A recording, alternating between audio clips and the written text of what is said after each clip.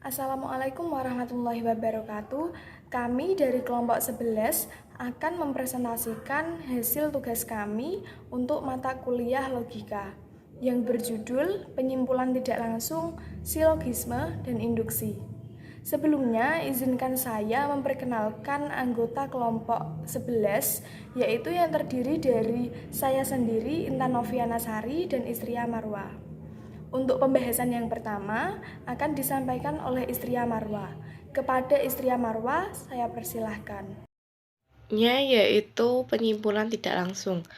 Penyimpulan adalah suatu aktivitas manusia telah dimiliki dan berdasarkan pengetahuan yang telah dimiliki tersebut berganti ke pengetahuan yang baru. Penyimpulan tidak langsung adalah penyimpulan yang diperoleh dengan menggunakan rem menengah atau M. Materi selanjutnya yaitu silogisme. Silogisme yaitu merupakan suatu pengambilan kesimpulan dari dua macam keputusan atau yang mengandung unsur yang sama dan salah satunya harus universal. Suatu keputusan yang ketiga yang kebenarannya sama dengan dua keputusan yang mendahului. Bentuk-bentuk silogisme. Yang pertama, silogisme kategorik atau silogisme tanpa syarat. Yang kedua, silogisme hipotetik. Yang ketiga, silogisme disjungtif. Yang keempat, silogisme konjungtif. Yang kelima, dilema atau dua-duanya mengenai. Materi selanjutnya yaitu silogisme kategorik atau silogisme tanpa syarat. Adalah silogisme yang semua proposinya merupakan proposisi kategorial. Bisa dikatakan seperti itu karena dalam silogisme kategorik terdapat premis mayor atau premis yang tremnya menjadi predikat, atau premis minor atau premis yang tremnya menjadi subjek. Contohnya, misal kita mendengar ungkapan mabuk itu haram, lalu kita bertanya, mengapa mabuk itu haram? Kita coba cari alasannya, yaitu karena mabuk itu adalah perbuatan yang buruk. Materi selanjutnya yaitu silogisme hipotetik.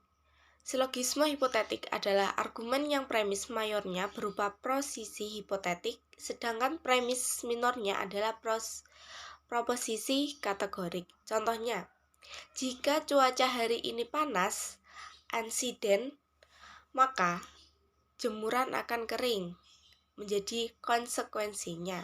Materi selanjutnya yaitu silogisme disjungtif. Silogisme ini adalah di mana premis mayor maupun minornya, baik salah satu maupun keduanya, merupakan keputusan disjungtif, atau ada juga yang mengatakan bahwa silogisme disjungtif adalah silogisme yang premis mayornya berbentuk proposisi disjungtif. Contoh, kamu atau saya yang pergi. Yang kedua, kamu tidak pergi. Yang ketiga, maka saya akan pergi. Silogisme konjungtif merupakan silogisme yang premis mayornya berbentuk suatu proporsi konjungtif.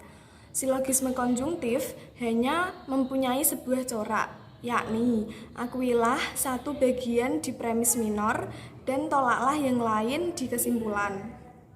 Contohnya, tidak ada orang yang membaca dan tidur dalam waktu yang bersamaan. Misalkan Sartono tidur, artinya maka ia tidak membaca. Begitupun sebaliknya, jika Sartono membaca maka Sartono tidak tidur.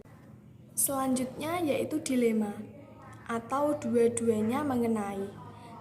Dilema ini semacam pembuktian di mana dua keputusan disjungtif atau lebih ditarik ke kesimpulan yang sama atau dibuktikan bahwa dari masing-masing kemungkinan harus ditarik kesimpulan yang tidak dikehendaki. Contohnya, "Hai Hani, kau tetap tinggal di rumahmu atau tidak? Jika ada di tempatmu, kau sudah melalaikan kewajibanmu, sebab musuh dapat masuk. Jika kau tidak ada di tempatmu, berarti kau licik atau melarikan diri. Walaupun bagaimanapun, kau harus dihukum." Selanjutnya yaitu induksi. Induksi merupakan suatu cara berpikir dengan melakukan suatu penarikan kesimpulan atau yang bersifat umum atau general berdasarkan kasus-kasus yang lebih khusus, spesifik ataupun individu. Contohnya, kita mengambil mangga yang berwarna hijau dan mencicipinya. Ternyata asam. Selanjutnya, kita coba lagi mangga yang kedua, ternyata juga asam. Demikian juga dengan mangga ketiga, keempat, dan seterusnya. Akhirnya kita dapat menyimpulkan bahwa mangga yang berwarna hijau itu pasti asam.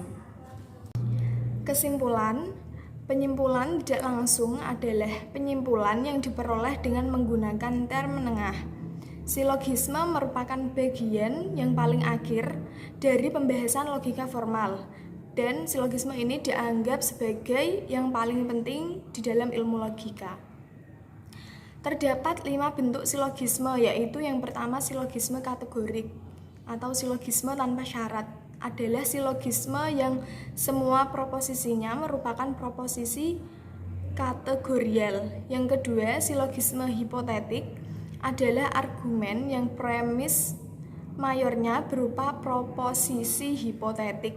Yang ketiga, silogisme disjungtif adalah silogisme di mana premis mayor maupun minornya, baik salah satu maupun keduanya, merupakan keputusan dari disjungtif.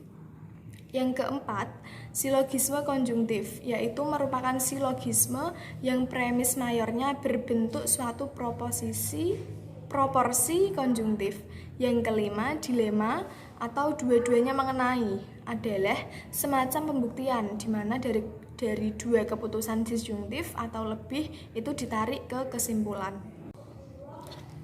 Induksi merupakan suatu cara berpikir dengan melakukan suatu penarikan kesimpulan yang bersifat umum atau general berdasarkan kasus-kasus yang lebih khusus, lebih spesifik ataupun lebih individu. Dalam John Stuart Mill menyusun 5 metode penalaran dalam penelitian induksi, yaitu yang pertama adanya metode penelitian, yang kedua adanya metode perbedaan, yang ketiga adanya metode gabungan, yang keempat adanya metode residu, dan yang terakhir adanya metode variasi kesamaan. Baik, sekian dari kelompok kami yang dapat kami sampaikan. Semoga pembahasan kali ini dapat bermanfaat. Kurang lebihnya mohon maaf. Sekian, terima kasih. Wassalamualaikum warahmatullahi wabarakatuh.